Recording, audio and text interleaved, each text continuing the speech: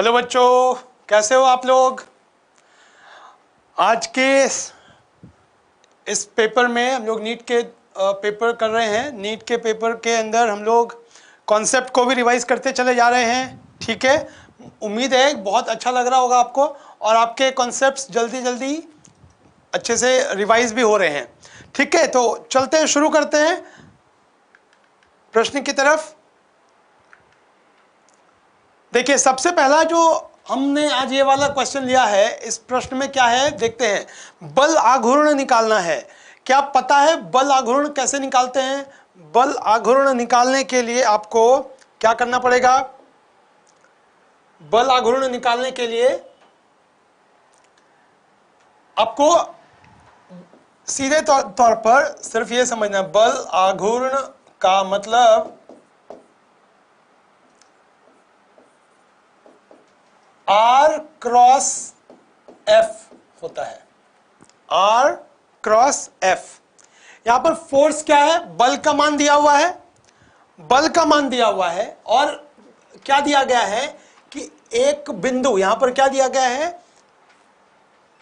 Force कहां पर लगाया गया। एक तो यह देखना है कि एक बिंदु जहां पर बल लगाया गया और दूसरा बिंदु जिसके परितः, ध्यान देना है, दूसरा बिंदु जिसके परितः बल आघूर्ण निकालना है। तो इन बातों को बहुत ध्यान से समझना पड़ेगा हमें। ठीक है, जो दिया गया है कार्यरत बल इस पर है, ठीक है, और लगाया कहां पर गया है, किसके परितः में आघूर्ण निकालना है? इस बिंदु के परितः। तो सबसे पहला काम क्या करेंगे? सबसे पहला काम करेंगे कि इन दोनों का अंतर निकाल लेंगे। ठीक है, इन दोनों का अंतर क्यों निकालेंगे ये बहुत जरूरी है समझना। आपको मान लेते हैं ये दिया गया, एक ये बिंदु दिया गया है और एक दूसरा ये बिंदु दिया गया है। ठीक है, हमें क्या करना है, हमें इस, ये जो डिस्टेंस है ना, ये जो दूरी है, बल को यहां से लगाया गया समझ लेते हैं। ठीक है, और यहां पर एक बिंदु दिया गया है, एक बिंदु दिया गया है R1, एक बिंदु दिया गया है R2 और हमें यह दूरी निकालनी है, यह दूरी निकालनी है और ये वाला जो है अपना, ये है बल। तो इसके परितः देखना है, इस बिंदु के परितः। मान लेते हैं ये बिंदु हमने A ले लिया, बिंदु A के परितः देखना है, बिंदु A के परितः ये बल जो लग रहा है इस बिंदु पर, इसके परितः देखना है। तो यहां पर हम सबसे पहला काम करेंगे, इन दोनों का अंतर लेंगे, इन दोनों का अंतर लेंगे और आपको ये क्रॉस प्रोडक्ट करना है, सदिश गुणनफल। सदिश गुणनफल के बारे में कुछ आइडिया है तो अच्छी बात है, नहीं तो मैं एक बार सदिश गुणनफल का भी अभ्यास करवा देता हूं। सदिश गुणनफल बहुत मुश्किल नहीं है। क्या है सदिश? सदिश गुणनफल, सदिश गुणनफल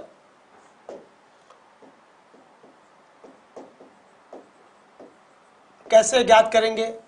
ठीक है, क्रॉस प्रोडक्ट बोलते हैं इसको, क्रॉस प्रोडक्ट। ठीक है, क्रॉस प्रोडक्ट के लिए क्या करना पड़ेगा देखते हैं पहले। जैसे यहां पर हम R का ही ले लेते हैं ना, हम ये अभी बल आघूर्ण के लिए ही ले लेते हैं। अगर ये R है पोजीशन वेक्टर, ये पोजीशन वेक्टर दिया हुआ है तो इसमें क्या होगा, एक x कोऑर्डिनेट होगा, y कोऑर्डिनेट होगा, z कोऑर्डिनेट होगा। ठीक है, बहुत बढ़िया। अब बल लगा हुआ है, बल क्या होगा, बल का x कंपोनेंट होगा, बल का y कंपोनेंट होगा, बल का z कंपोनेंट भी होगा। ठीक है, तो I कैप, J कैप और K कैप। अब R क्रॉस F करना है। R क्रॉस F के लिए क्या करेंगे, R क्रॉस F के लिए क्या करेंगे ये ध्यान रखना है। ये हमने एक मैट्रिक्स बना लिया, I J K, यहां पर X, ये Y और ये Z, ये Fx, Fy और Fz। जल्दी से जल्दी इसको हम सॉल्व कर लेते हैं। तो जब हम I लेंगे तो हमारे पास इनका ध्यान रखना है, ये वाला। ठीक है, जब हम I लेंगे तो हम इनकी बात करेंगे तो y इंटू एफ जेड क्या होगा, y into F Z minus z into F y, ठीक है, ये हो जाएगा आई कैप प्लस, अब j वाला लेंगे तो j वाला क्या होगा, j वाला यहां पर होता है एक्चुअल में ये प्लस ये माइनस ये प्लस इस तरह, तो जब हम करेंगे इसमें तो क्या निकल कर आएगा, अब हमारे लिए जरूर क्या है y और ये z था, ठीक है। अब i के लिए इसके लिए करेंगे j वाला जो है अपना, इसके लिए अगर करेंगे तो क्या निकल कर आएगा, हमें ये और ये चाहिए, अब इनको हम क्या करेंगे इस तरह से गुणा करते हैं, ठीक है, x इंटू एफ जेड करेंगे तो ये माइनस में आएगा, हम इसको प्लस करना चाहते हैं तो यहां पर क्या करेंगे F Z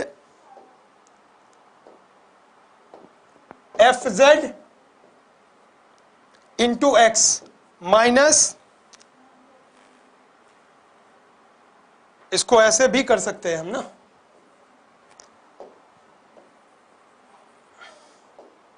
z into F X minus x into F Z, ठीक है, ये हो गया प्लस, अब इसका वाला करेंगे, इसके लिए क्या करेंगे, इसके लिए जब लेंगे हम k के लिए तो k के लिए हमें लेना है, उसके लिए हमें इसको करना पड़ेगा, इसके लिए हमें ये वाला लेना है, ठीक है, तो क्या होगा x एफ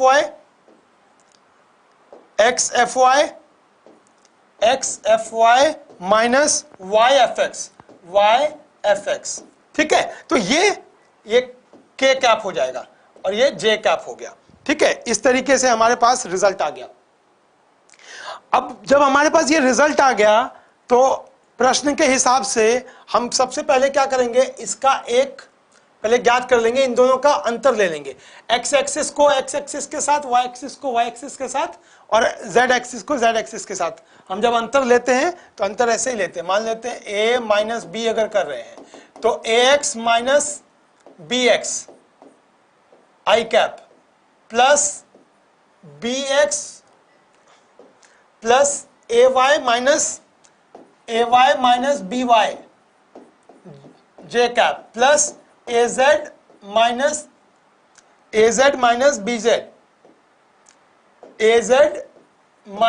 बी जेड के कैप, ये होता है तरीका, ठीक है।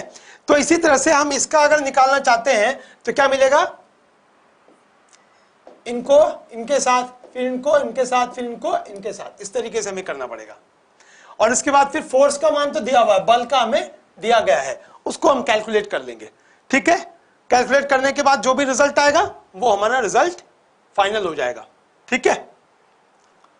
यही हमें कैलकुलेट करना है। एक बार फिर से देख लेते हैं फॉर्मूला क्या लिखा हमने, फॉर्मूला हमने लिखा है y into F Z minus z into F Y I cap plus z into F X minus x into F Z plus x into F Y minus y into F X के cap, ठीक है। तो इसमें बहुत ज्यादा काम करने की जरूरत अब नहीं बची, अब ये सवाल हल हो जाएगा। इन दोनों का डिफरेंस लेना है, इन दोनों का अंतर ले लेंगे और उसके बाद इस बल को इसके साथ गुणा करेंगे। गुणा करने के लिए हमें यही बात समझनी है, गुणा करने के लिए ये चीजें हमें लगानी पड़ेगी, क्रॉस प्रोडक्ट है, ठीक है। अब हम आगे बढ़ते हैं और दूसरे प्रश्न को करते हैं।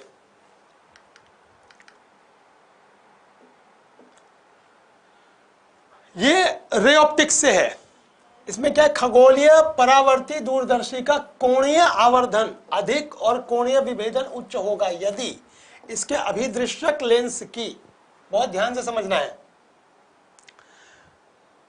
एस्ट्रोनॉमिकल टेलीस्कोप में कोणीय आवर्धन और कोणीय विभेदन, ठीक है, कब होगा, जब उसका व्यास बड़ा है, जब उसका व्यास बड़ा है। कोणीय विभेद हम एक बार समझ लेते हैं, जो आवर्धन होगा कोणीय आवर्धन के लिए होता है, कोणीय आवर्धन के लिए होता है m बराबर एफ ओ बटा Fe, ठीक है, FO बटा Fe। ये FO क्या है? अभिदृश्यक लेंस का फोकस, अभिदृश्यक लेंस का फोकस,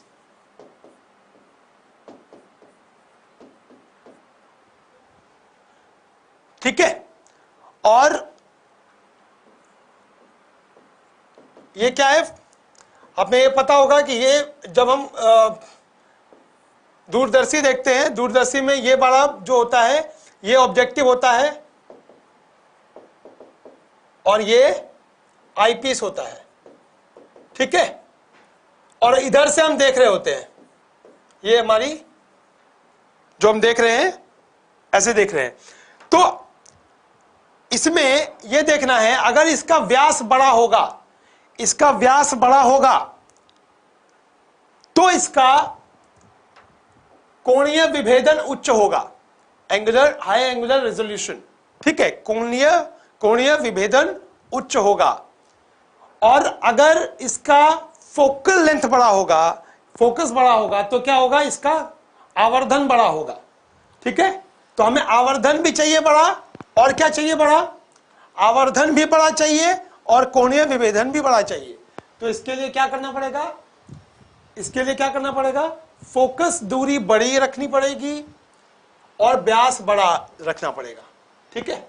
फोकस दूरी अधिक और व्यास बड़ा, ये हमारा उत्तर होगा, ठीक है। ये हमारा उत्तर होगा, व्यास बड़ा करना पड़ेगा हमें, ठीक है। ये हमें समझना है। अब आगे बढ़ते हैं और अगले प्रश्न को लेते हैं।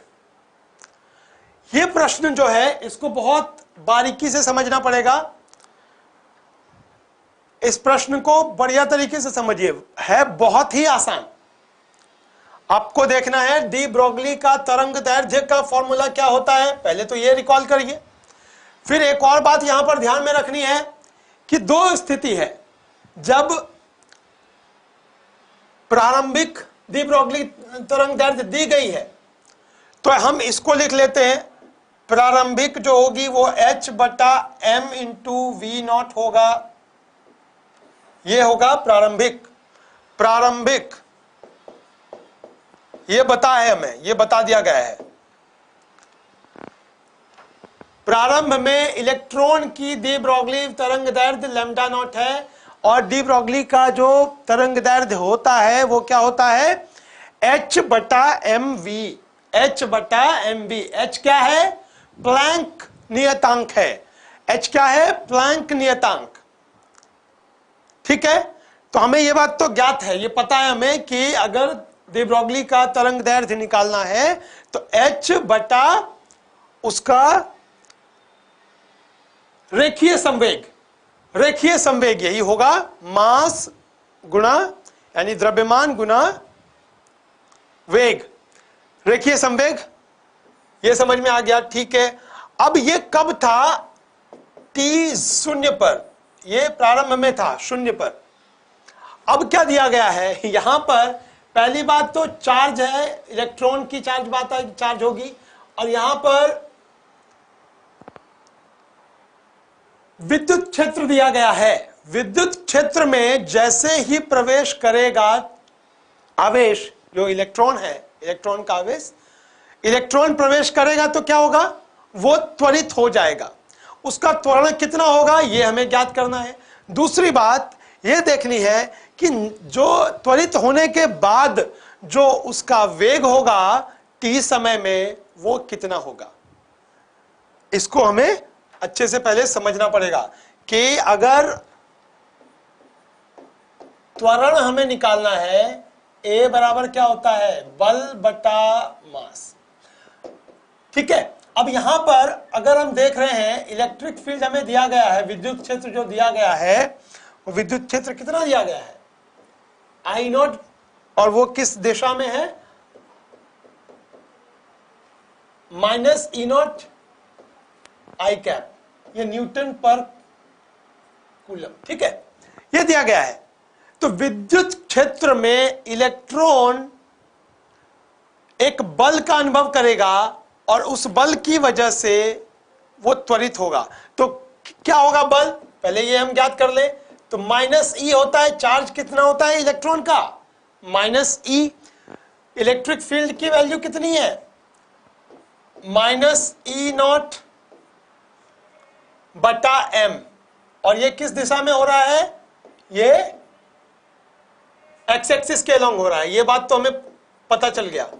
तो ए का मान कितना हुआ, यानी कि त्वरण का मान कितना हुआ, त्वरण का मान हो गया ई नॉट बटा एम गुणा, जो भी, ये दिशा की भी बात हमने कर दी, ये त्वरण है।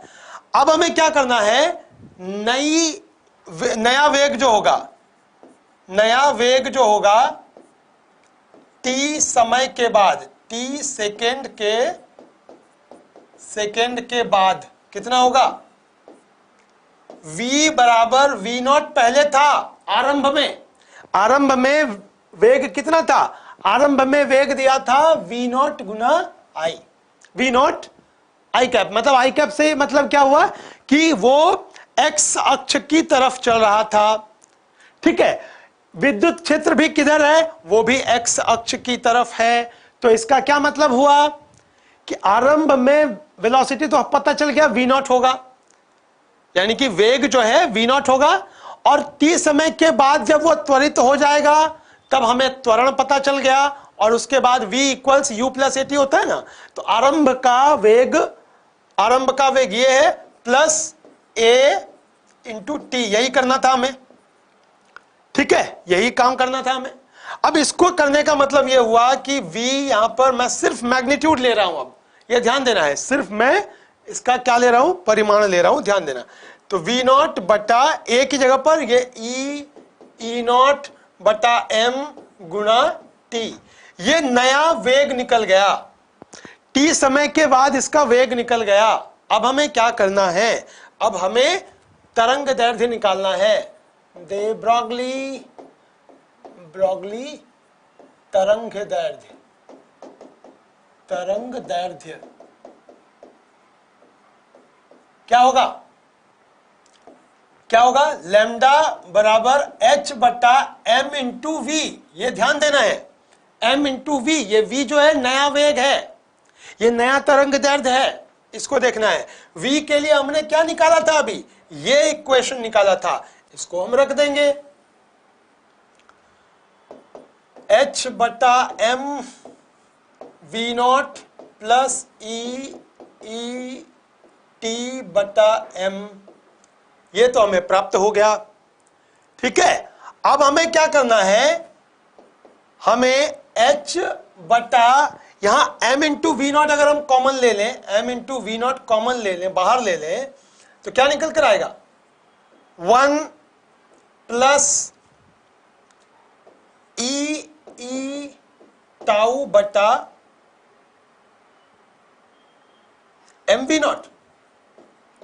नॉट, यानी कि नया जो निकल कर आएगा वो क्या निकल कर आ रहा है, h बटा एम वी नॉट हमने बाहर ले लिया, 1 बटा यहां वी नॉट हम बाहर ले लें, अगर हमने ये वी नॉट बाहर ले लिया तो बचा क्या, यहां पर ये वी नॉट इधर नीचे आएगा, इसका मतलब ई टी बटा एम इंटू वी नॉट, ये रिजल्ट आ गया हमारे पास। अच्छा, एक और मजेदार बात यहां पर क्या अब करना है, अब हमारे पास एक चीज है कि लैम्डा बराबर लैम्डा नॉट बटा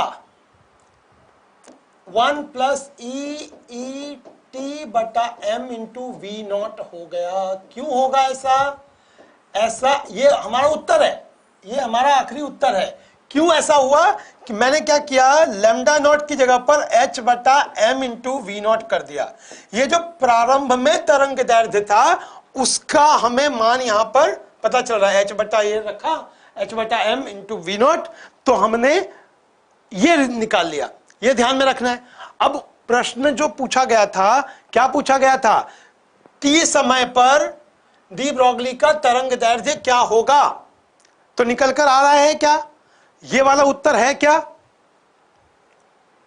ये उत्तर है अपना, ठीक है। प्रारंभ में कितना था तरंग दैर्ध्य, h बटा एम इंटू वी नॉट।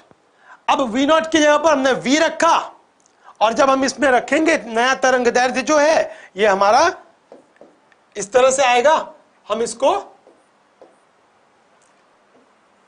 प्रारंभिक तरंग दैर्ध्य के रूप में लिख सकते हैं। तो हमारा फाइनल रिजल्ट ये आज आ गया। ठीक है, आसान है ये। चलिए, बहुत अच्छा ही, देखने में थोड़ा मुश्किल लग रहा है, कठिन लग रहा है, इसको बहुत बढ़िया तरीके से समझना है कि प्रारंभ में क्या तरंग दैर्ध्य था और t समय के बाद क्या तरंग दैर्ध्य होगा। कैसे निर्भर करेगा? निर्भर करेगा कि नया वेग क्या हो गया। वेग अगर परिवर्तित हो रहा है तो उसका तरंग दैर्ध्य भी परिवर्तित होगा। ये बात हमने समझ ली, क्योंकि हमारे पास तरंग दैर्ध्य के लिए क्या फंडा था, h/m/v। अगर ये वेग भी परिवर्तित हुआ, वेग अगर परिवर्तित होगा तो तरंग दैर्ध्य परिवर्तित हो जाएगा। ठीक है, अब हम आगे बढ़ते हैं और अगले प्रश्न को लेते हैं। हाँ, ये देखते हैं, संघट्ट का एक है, क्या है, एक m मास का द्रव्यमान जो है m है, दूसरे द्रव्यमान, ये बड़ा ये छोटा है और ये बड़े द्रव्यमान का किसी दूसरे स्थिर गुटके से संघट्ट करता है। इसको पहले हम बना लेते हैं, एक चित्र बनाने की कोशिश करते हैं ना। ये चित्र बना लिया हमने, इसका मास कितना, इसका द्रव्यमान 4m, अब यहां पर इसका द्रव्यमान m, इन दोनों के बीच में क्या होता है, ये इसकी तरफ है। अच्छा, ये स्थिर गुटका है, ये ध्यान रखना है, यानी कि इसका मान जो है ये v1 अगर हम देखेंगे तो, या फिर इसको हम कर देते हैं u1। ठीक है, u2 शून्य होगा, ये u1 होगा। बहुत ध्यान से समझना है, क्या हुआ कि एक जो पहला गुटका है, पहले गुटके का शुरुआत में जो वेग है वो u1 है, दूसरा वाला गुटका स्थिर है। ठीक है, ये स्थिर है। अब इनका आपस में संघट्ट होता है, क्या होगा के पश्चात हल्का गुटका विराम अवस्था में आ जाता है। यानी कि अब जो हमें मिला u1 तो पता चल गया, u1 को हम ले लेते हैं, मान लो u1 ही रहने देते हैं अभी फिलहाल। ठीक है, u1 को यही रहने देते हैं u1, u2 तो शून्य है। अब इस प्रश्न के हिसाब से संघट्ट के पश्चात, संघट्ट के ये पूर्व में और ये पूर्व में और ये पश्चात, संघट्ट के पश्चात क्या होगा, संघट्ट के पश्चात बोला गया v1 शून्य हो जाएगा। और अच्छा, यहां दिया गया आरंभिक वेग का मान दिया गया है v। ठीक है, यह भी हमने लिख लिया। हल्का गुटका विरामावस्था में आ जाता है, यदि हल्के गुटके का आरंभिक वेग दे यह, तो प्रत्यानयन गुणांक क्या होता है, इसको हमें समझना है, इसको हमें समझना है। क्या होगा, कैसे निकालेंगे? सबसे पहले हमें यह देखना है कि प्रत्यानयन गुणांक जो होता है वो होता क्या है। संघट्ट में क्या होता है, प्रत्यानयन गुणांक का मतलब होता है E बराबर एक दूसरे को सेपरेट कर रहे हैं, मतलब दूरी जब हो रही है, एक दूसरे से दूर जाने का आपेक्षिक वेग। ठीक है, दूर जाने का आपेक्षिक वेग, जाने का आपेक्षिक वेग, आपेक्षिक वेग बटा नजदीक आने का, नजदीक क्यों आएंगे, संघट्ट होना है तो नजदीक आएंगे तब संघट्ट होगा। तो क्या नजदीक आने का, नजदीक आने का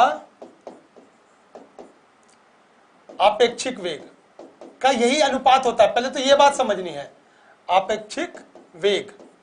ठीक है, अब यहां पर क्या समझना है हमें कि पहले हम एक और चीज ले लेते हैं। पहले सबसे पहले कोई भी संघट्ट हो, यह ध्यान में रखना है, कोई भी प्रकार का संघट्ट हो, किसी भी तरह का कोलिजन हो, तो उसमें रेखीय संवेग तो संरक्षित रहेगा, रेखीय संवेग संरक्षित रहेगा। इसको हमेशा ध्यान में रखना। कोई भी दिया गया संघट्ट है उसमें रेखीय संवेग संरक्षित रहेगा, इसका इस्तेमाल करने की जरूरत पड़ती है कई बार। ठीक है, तो हम पहले देखते हैं, इसके पहले क्या होगा, m1 into we.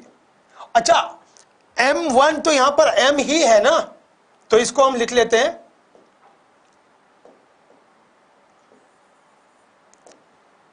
m into we plus ये शून्य, ये पहले है। संघट्ट जो हुआ, संघट्ट होने के पूर्व जो इन दोनों का इकट्ठा समूह का जो बन रहा है रेखीय संवेग, वो क्या होगा, mv प्लस शून्य। इसके बाद क्या करेंगे, संघट्ट के पश्चात क्या होगा, संघट्ट के पश्चात जब बोला गया हल्का गुटका विरामावस्था में आ जाता है। बहुत बढ़िया, यानी कि m गुना शून्य प्लस 4m गुना जो भी वेग है, अब ये v1 ले लेते हैं। ठीक है, तो ये v1 ले लेते हैं। ये v1 क्या हुआ, v1 किसका है, v1 है भारी वाले गुटके का। पहला वाला जो गुटका है संघट्ट के पश्चात विरामावस्था में आता है, दूसरा वाला गुटका कितने वेग से वो चलेगा, हमने वो निकाला v1। अब ये v1 कितना आ रहा है, जरा इसको देख लेते हैं। यहां पर क्या निकल कर आया,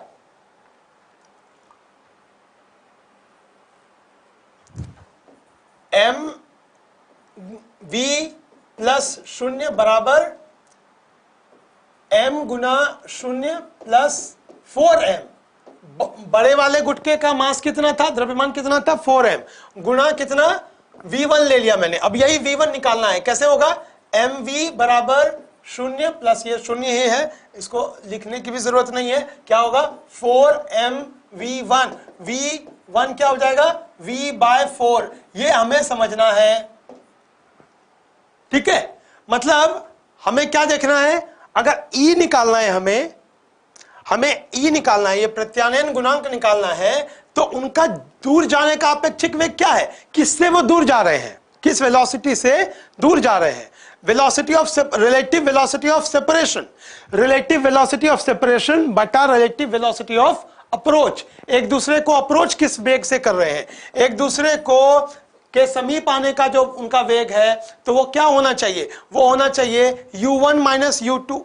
लेकिन u2 तो शून्य है, u1 v के बराबर है, तो v माइनस शून्य हो गया हमारा। ये क्या हुआ, ये नजदीक आने का वेग था। अगर चित्र देखेंगे तो समझ में आ जाएगा। ये यहां से इधर जा रहा था, ये तो स्थिर है, बड़ा वाला जो गुटका है वो स्थिर है, ये नजदीक जा रहा था, किससे, इसका क्या होगा, वेग क्या होगा, v दिया हुआ है हमें। ठीक है, अच्छा ये v हो गया, चलिए बहुत बढ़िया। अब क्या बोला गया, दूर जाने का अपेक्षिक वेग। अच्छा पहले ये देखते हैं संघट्ट के पश्चात, जो संघट्ट के पश्चात क्या हो रहा है, संघट्ट के पश्चात चल कौन रहा है, पहला वाला गुटका है, दूसरा वाला गुटका, दूसरा वाला गुटका चल रहा है, पहला वाला गुटका तो स्थिर हो गया। तो इसका मतलब उनका अपेक्षिक वेग किसके बराबर होगा, इनका अपेक्षिक वेग v1 यानी कि इसके बराबर होगा। ठीक है, तो v1 की जगह पर v/4 लिख दिया।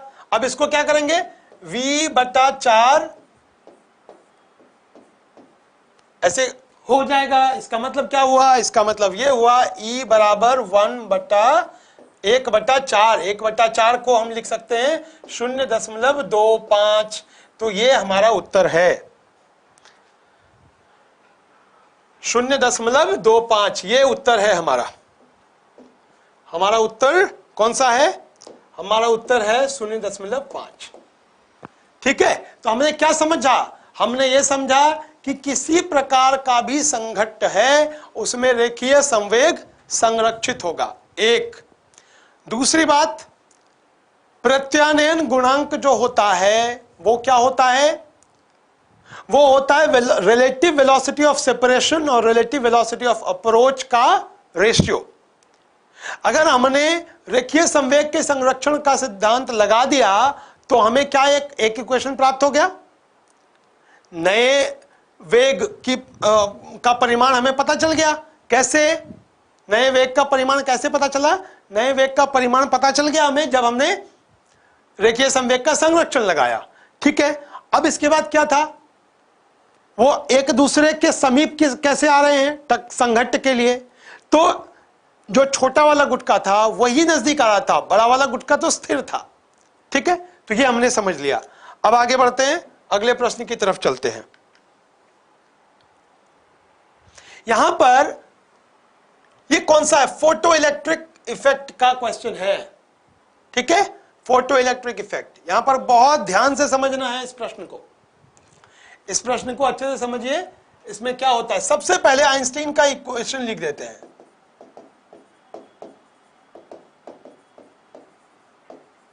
आइंस्टीन का इक्वेशन क्या होगा,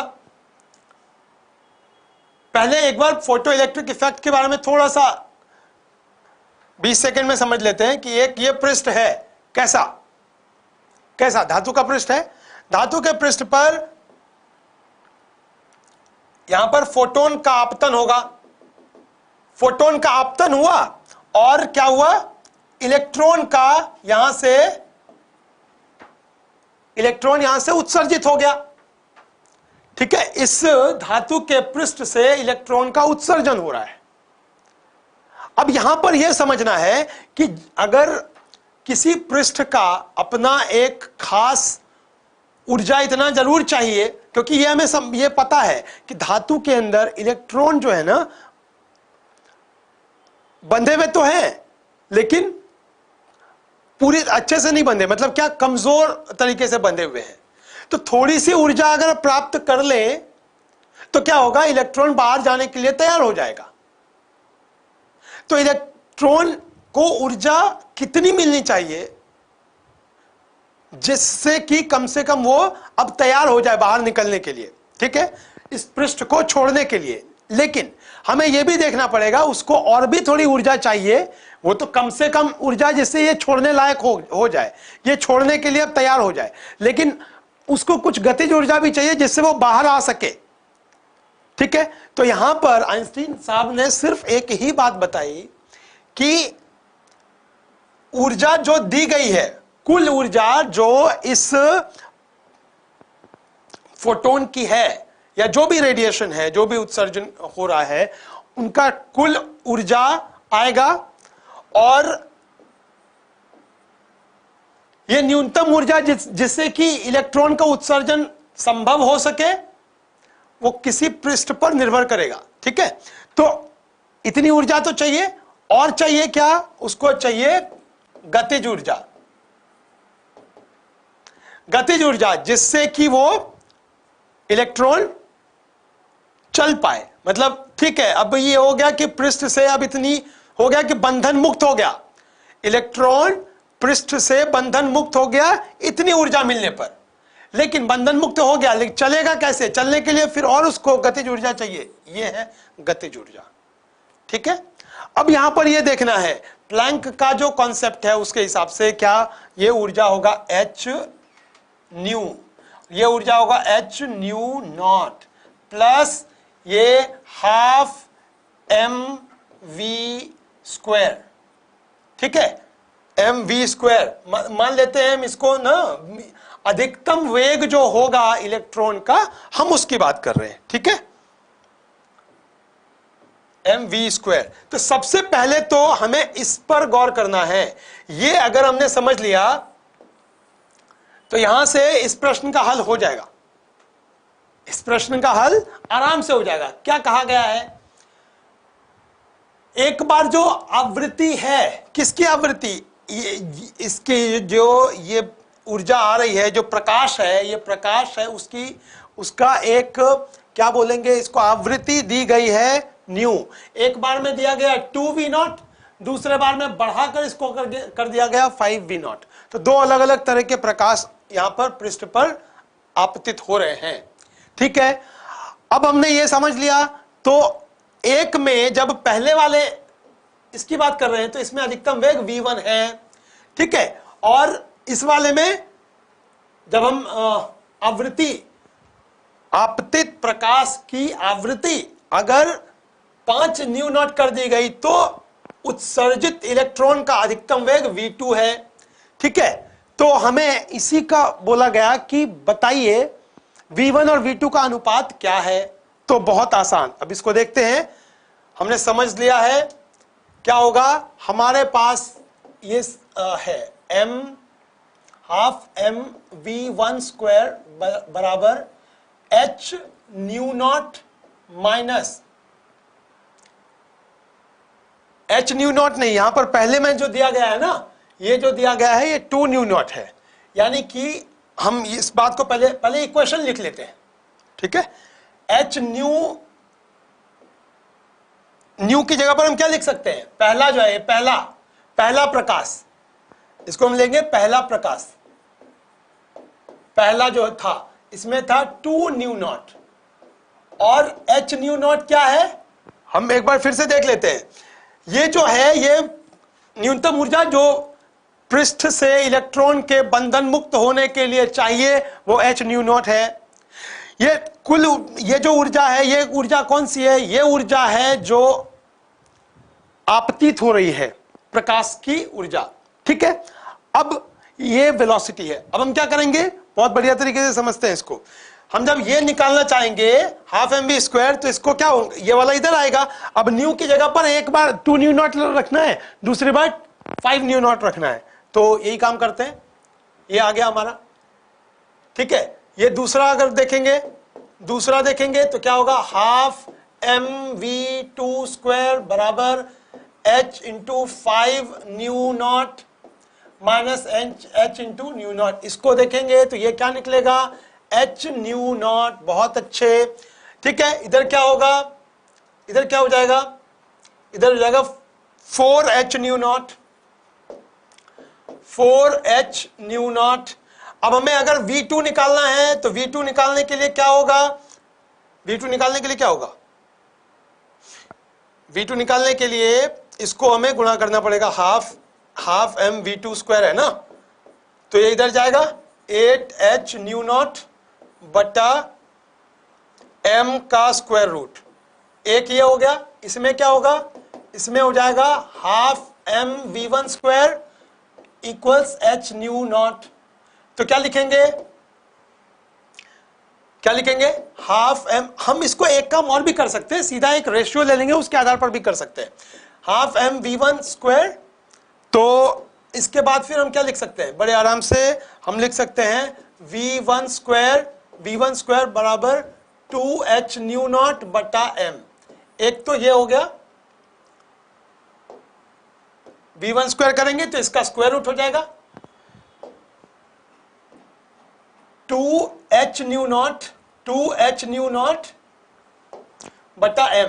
ठीक है, v1 क्या आ जाएगा, 2h न्यू नॉट बटा m का स्क्वायर रूट। ये हो गया v1 और ये हो गया v2। हमें रेशियो क्या पूछा गया है, v1 बटा v2 का रेशियो दिया गया है। तो अब यहां पर देखेंगे क्या, जो कटने वाला है उसको हटा देते हैं।